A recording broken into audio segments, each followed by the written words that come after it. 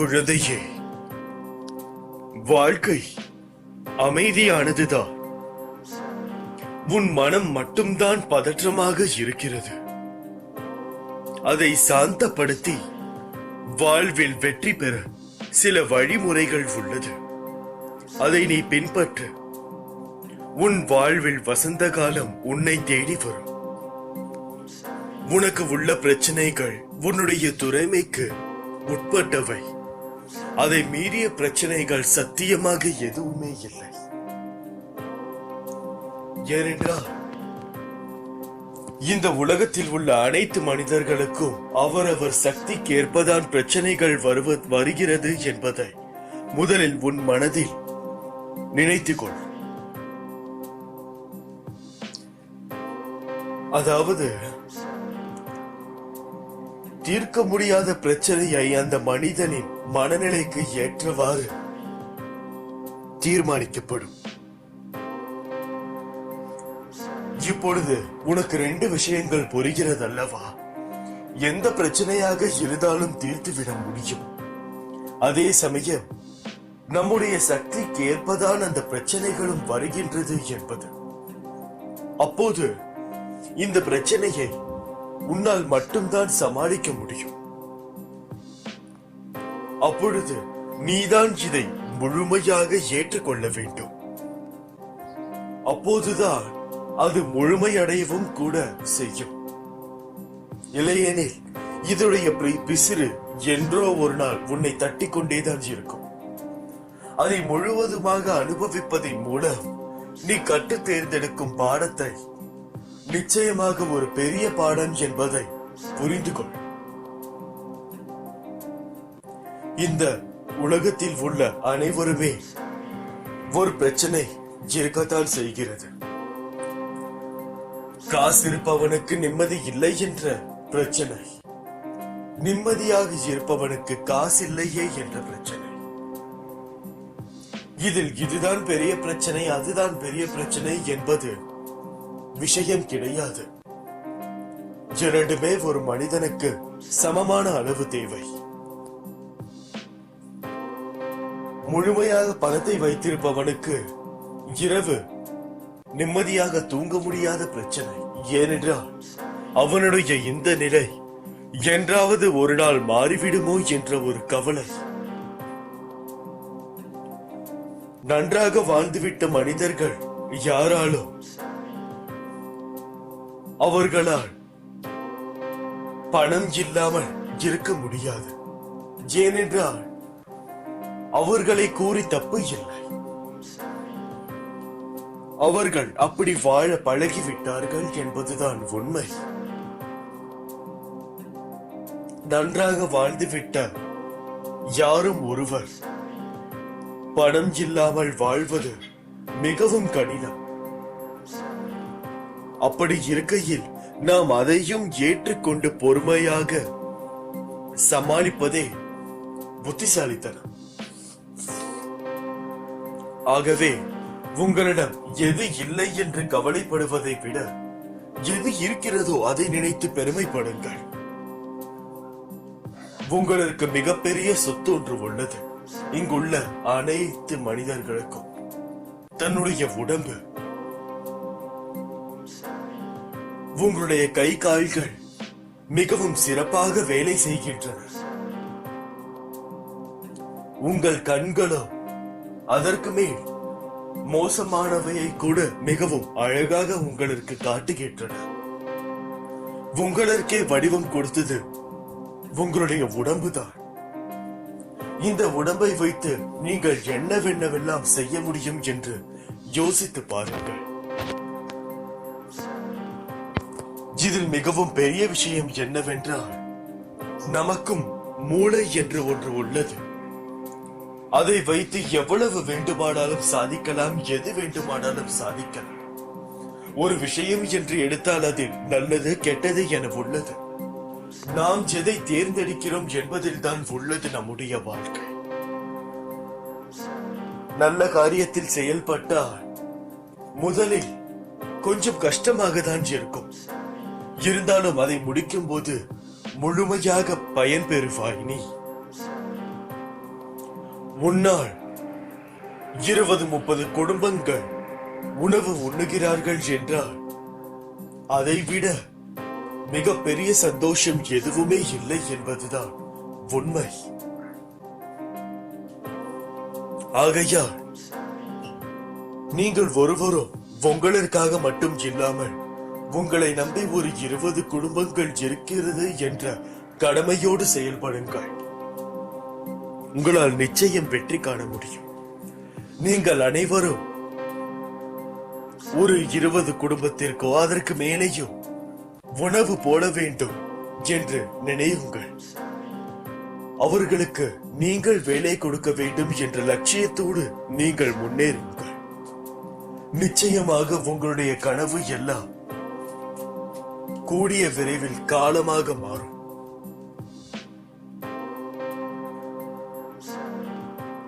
தனக்காக ஒருவன் ஒரு விஷயத்தை தேடும் போது அரைகுறையாக தான் தேடுகிறான் என்பதை மனதில் நினைவுபடுத்திக் கொள்ளுங்கள்.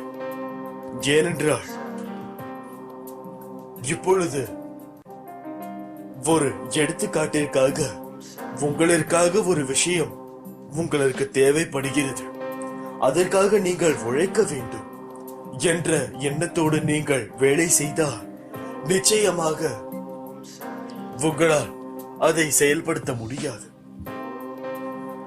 ஏனென்றால் உங்களுக்கு ஒரு சலிப்படைந்து விடும். இந்த விஷயத்திற்காகவா நாம் இவ்வளவு செய்ய வேண்டுமே என்று. இந்த விஷயம் இல்லாமல் கூட நம்மால் இருந்துவிட முடியாதா என்ன என்ற ஒரு எண்ணம் வந்துவிட்டாலே நீ அங்கே தோர்த்து விட்டாய் என்பதுதான் நிதர்சனம். இதுவே அந்த பொருள் பிறருக்காக நீங்கள் வாங்கிக் கொடுக்க நினைத்து செயல்பட்டால் அதோடைய சக்தியே வேறு. மிகுந்த ஆற்றலுடன் நீங்கள் செயல்படுவீர்கள். ஏனென்றால் அந்த பொருளை வைத்து அவர்கள் என்ன செய்ய போகிறார்கள் என்பது நமக்கு தெரியாது. நம்மை பொறுத்தவரை அவர்களுக்கு அந்த பொருளை வாங்கி தர வேண்டும் என்பதுதான் நம்முடைய மனதில் இருக்கும். அதே போல்தான் உங்களது வேலையும் கடமையும். உங்களால் ஒரு 20-30 குடும்பங்கள் உணவு உண்ணுகிறார்கள் என்றால் மிகப்பெரிய நிம்மதி உங்களுக்கு அந்த இடத்தில் கிடைக்கும். புண்ணியத்திற்காக அல்ல, ஒவ்வொரு தன் மனிதனின் நிம்மதிக்காக. அதை நினைவில் நிறுத்தி உங்கள் வேலையை முழு வேகத்துடன் ஈடுபடுங்கள். எது மிகவும் நல்லதோ, மிகவும் சரியான பாதையோ, இடையில் கற்கள் முற்கள் என்ற இடையூறுகள் இல்லாத ஒரு வழியை தேர்ந்தெடுங்கள். நிச்சயமாக உங்களுக்கு வெற்றி என்றும் தீபத்தை நீங்கள் எட்டிவிடலாம். ஆகையால் உங்களுடைய வேலையில் நீங்கள் எவ்வளவு முழு வீச்சுடன் இருக்கிறீர்களோ அவ்வளவு உங்களுக்கு ஊதியம் கிடைக்கும். உழைப்பின்றி ஊதியம் இல்லை என்ற பழமொழிகள் மிகுந்த உண்மை வாய்ந்தவை.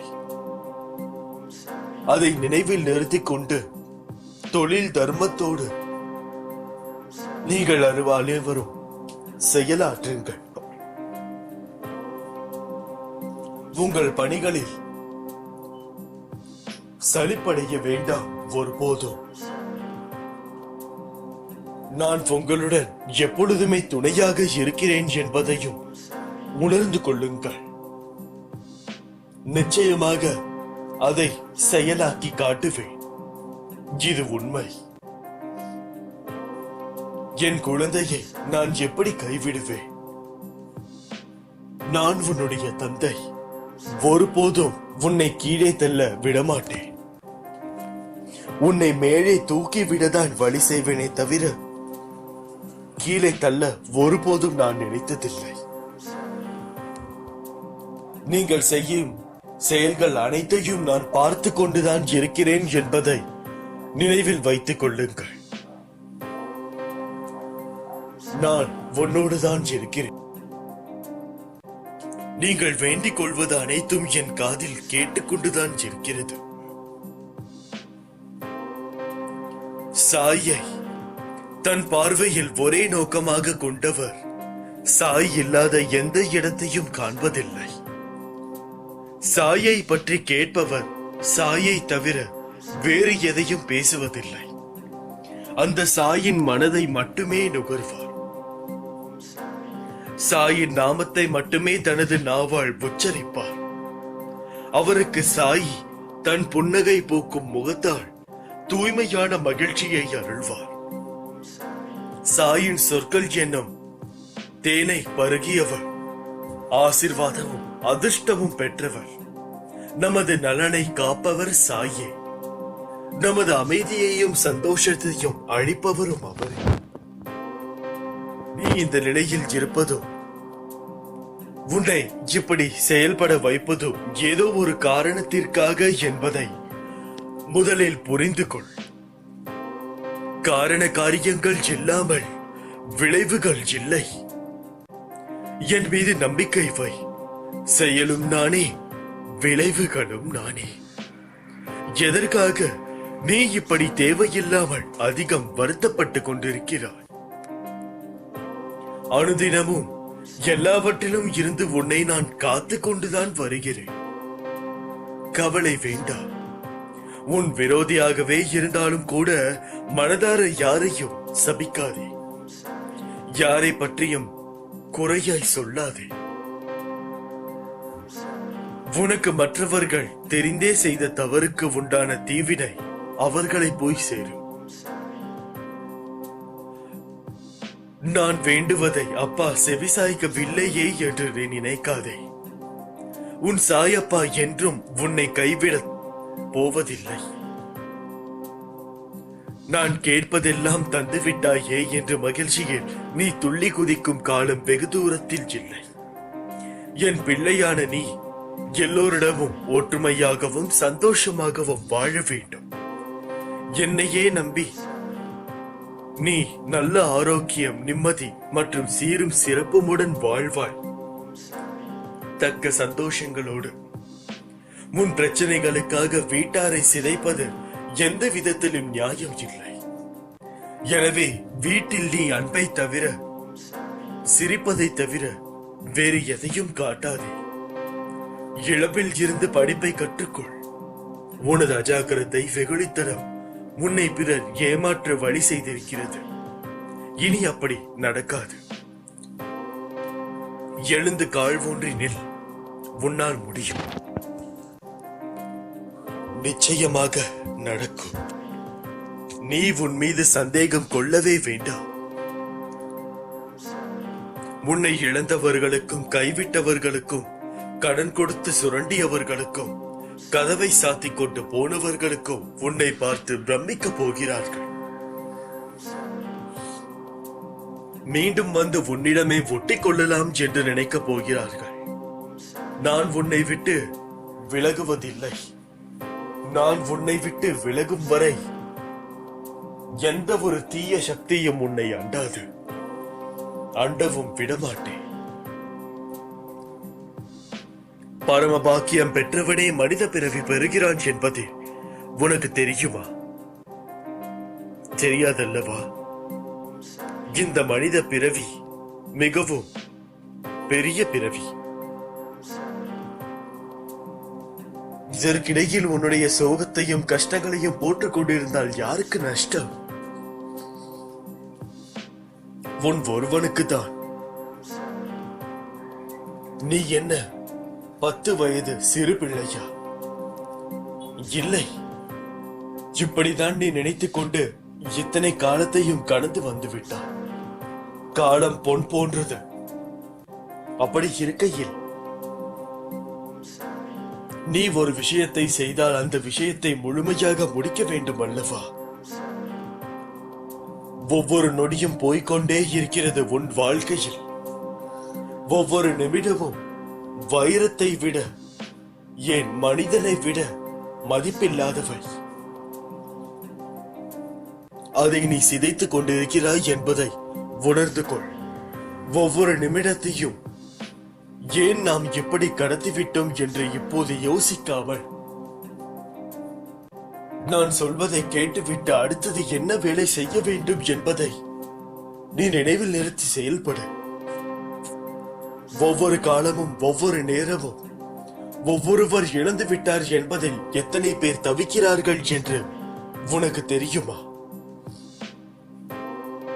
விபத்து நடக்கும் பொழுது அந்த ஒரு நிமிடம்தான், நீ இழந்த அந்த ஒரு நிமிடத்தை அவன் பெற்றிருந்தான் என்றால் இன்று அவனுடைய கைகளோ கால்களோ போயிருக்காது.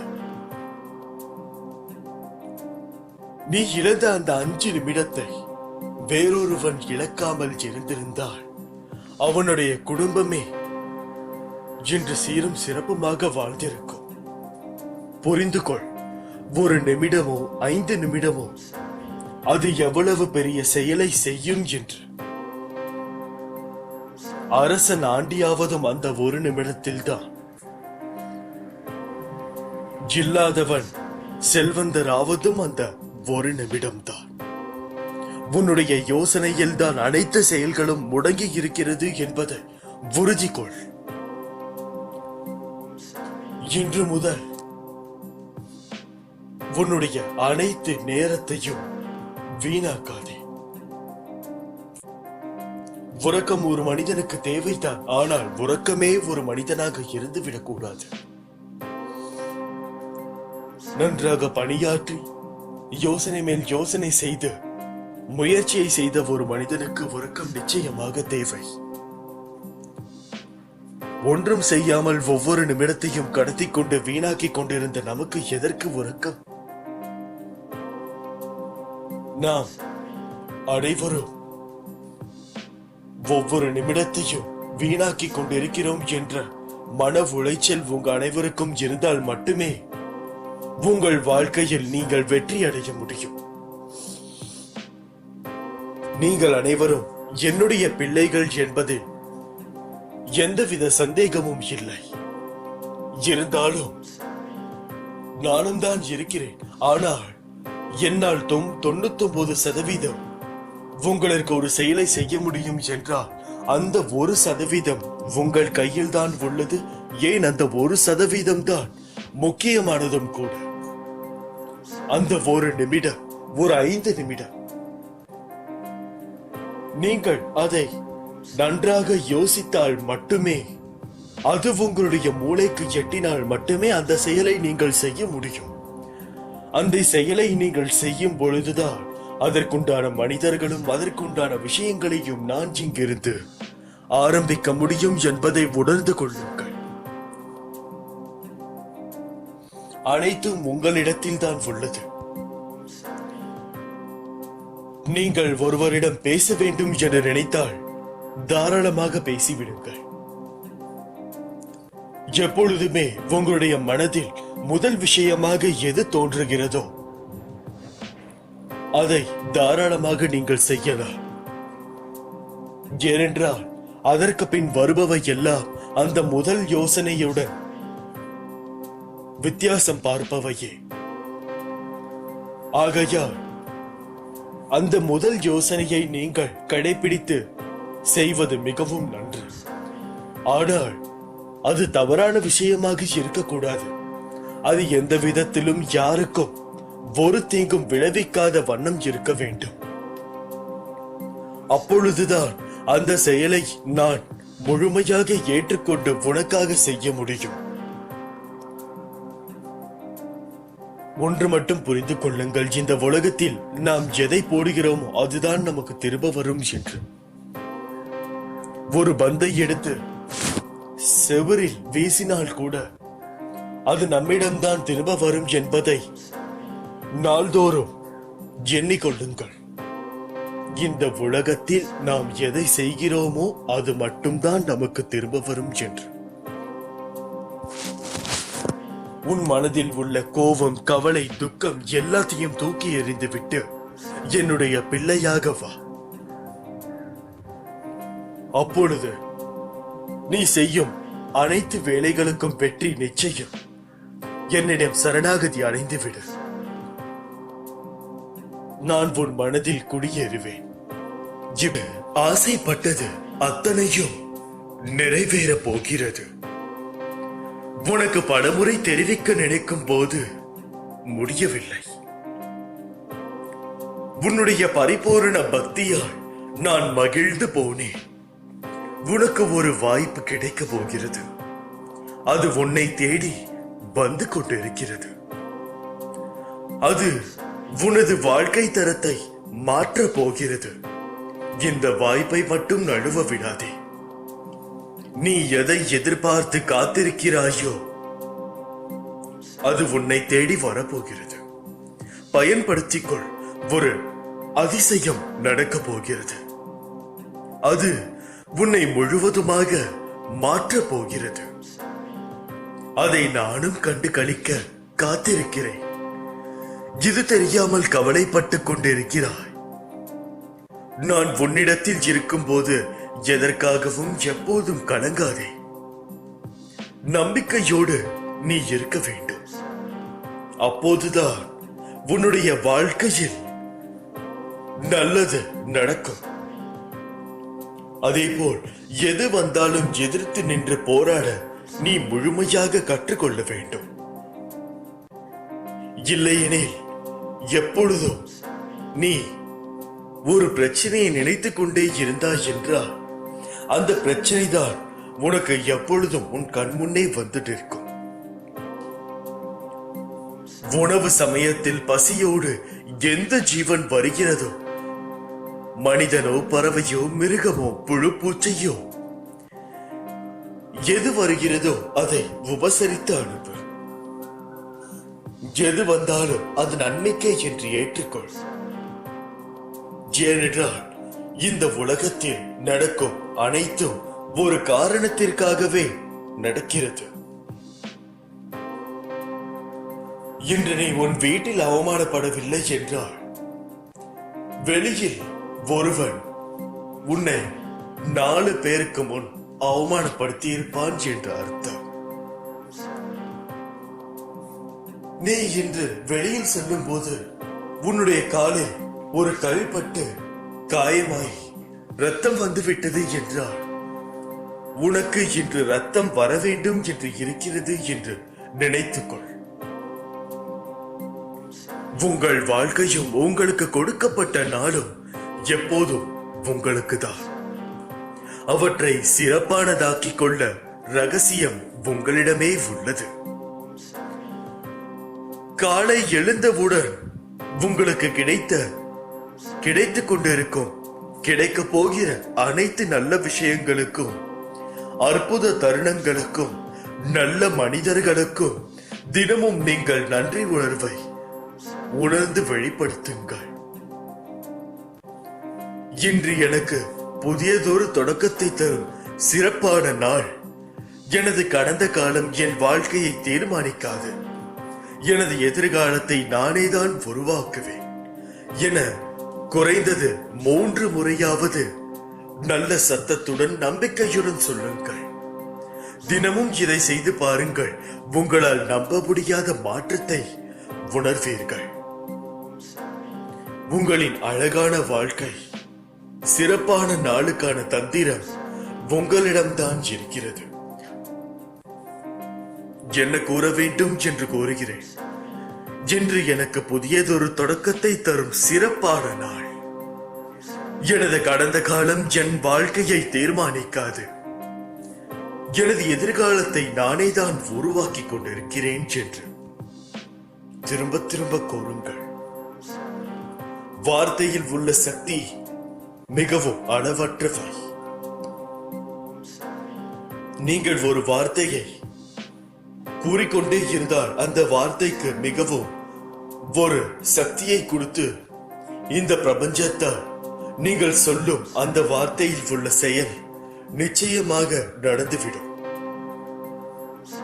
உனது வாழ்வின் மிக சிறந்த முன்னேற்றமாக இருக்கும்.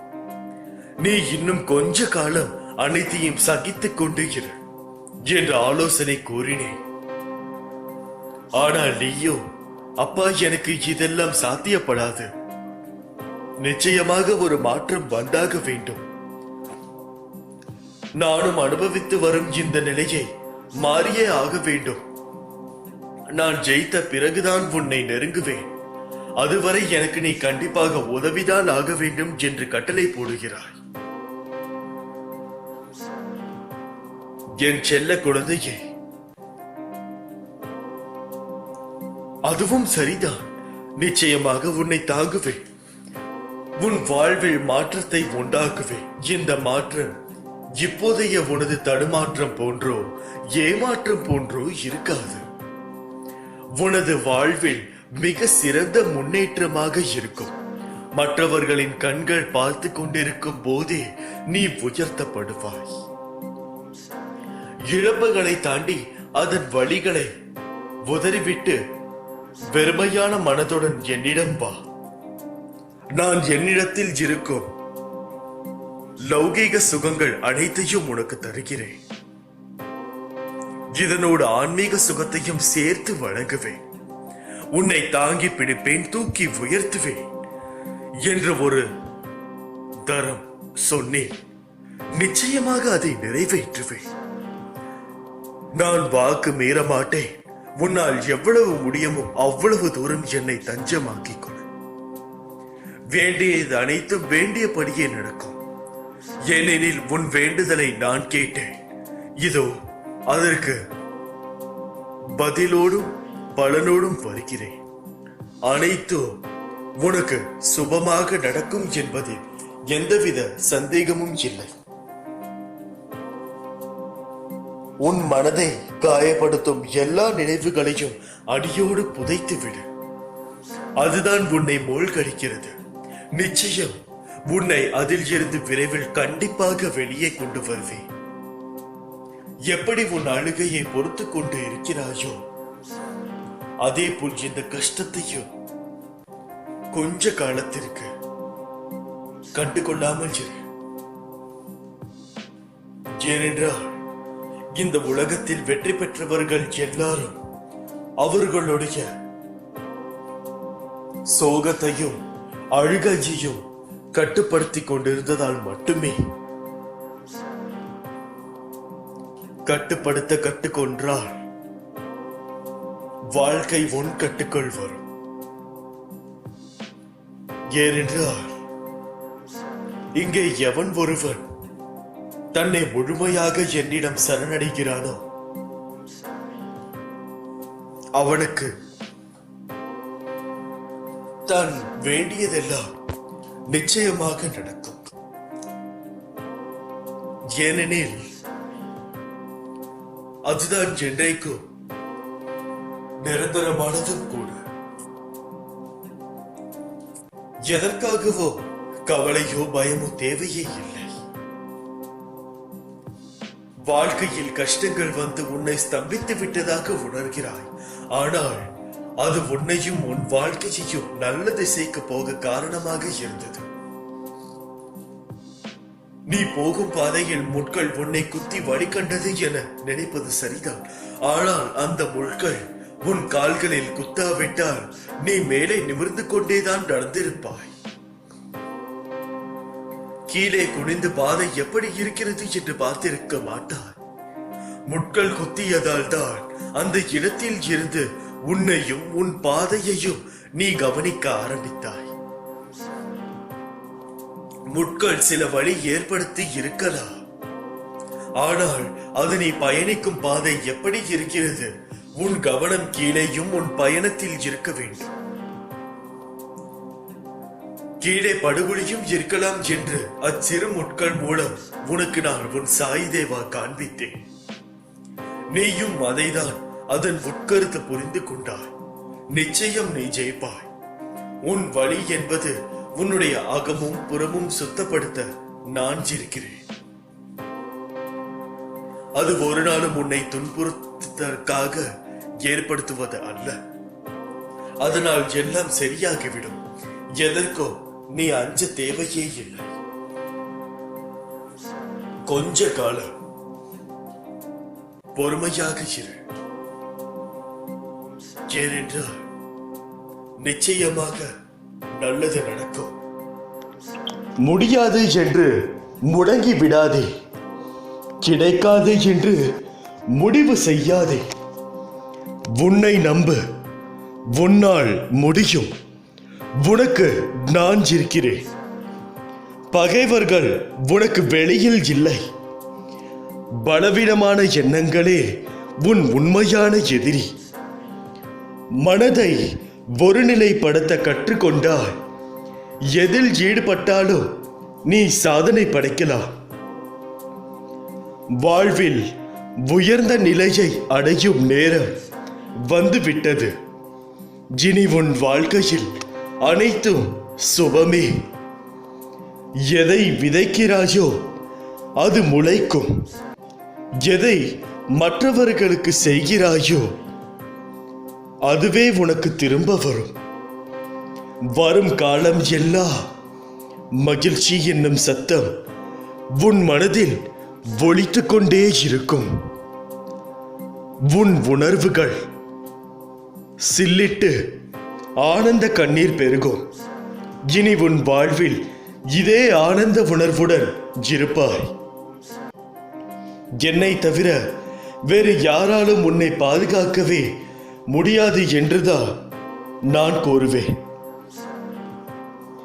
ஏனென்றால்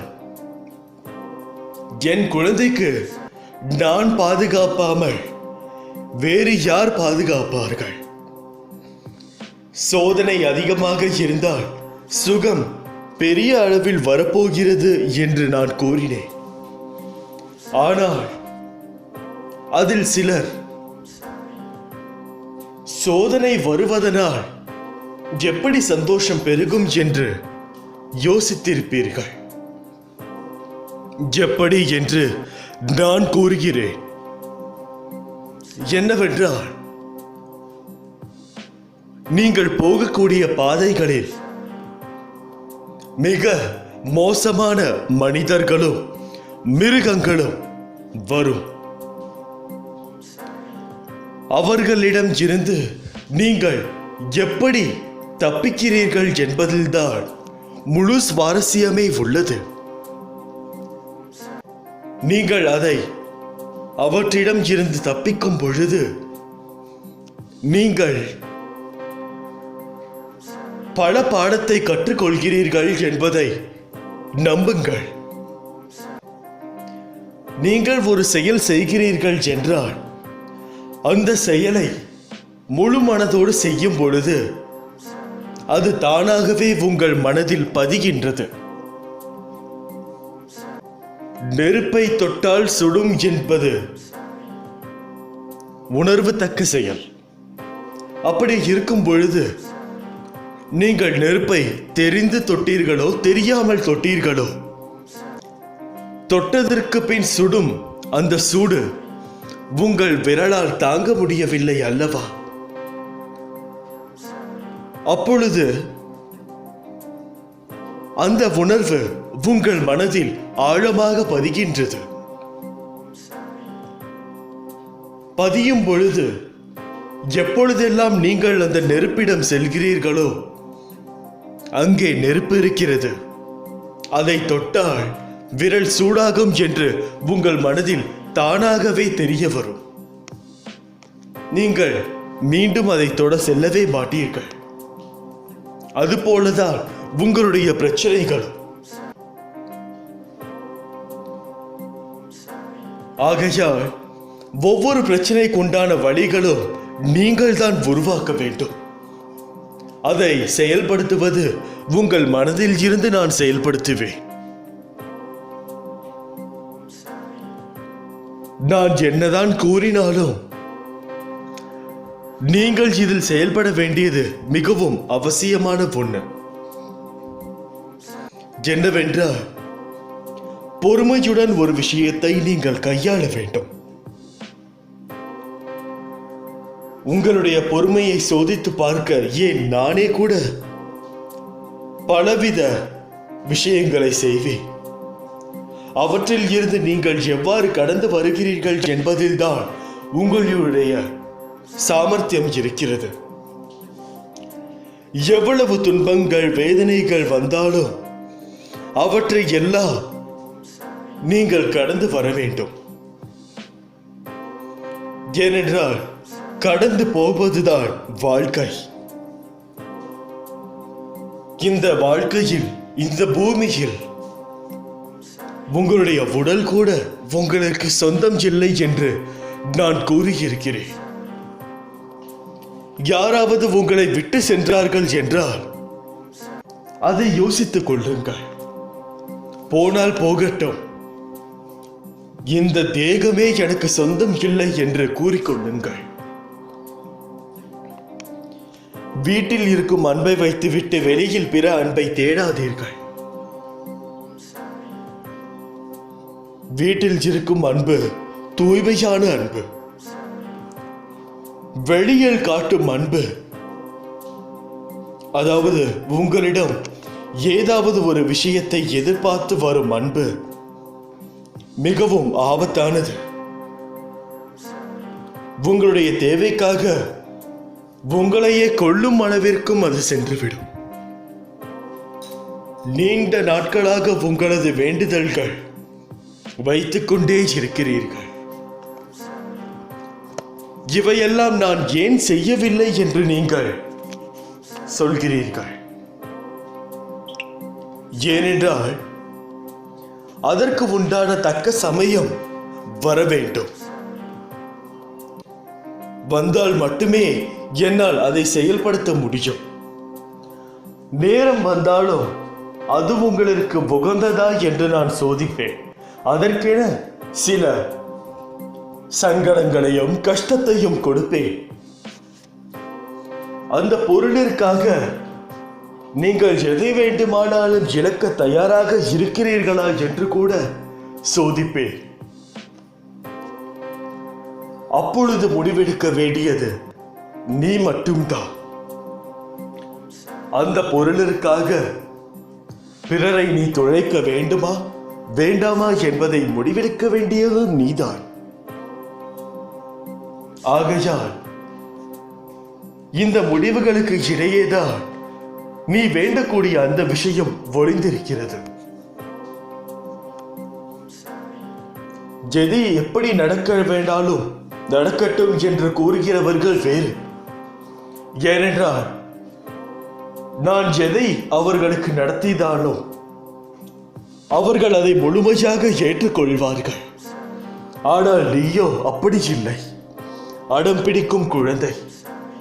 அடம் பிடிக்கும் குழந்தைக்கு தான் என்ன வேண்டும் என்று கேட்டாலும் அதை கொடுத்துவிட்டு அதால் வரும் கஷ்டத்தை பார்த்து எனக்கு இந்த பொருளே வேண்டாம் என்று கூறினால்தான் உங்களுக்கு புத்தி வரும் என்றால் நான் அதை தர தயாராக இருக்கிறேன். ஆனால் கஷ்டப்படுவது நீ மட்டும்தான் என்பதை புரிந்து கொள்ள வேண்டும். இப்படிக்கு உன் சாயப்பா. அல்லாஹ்.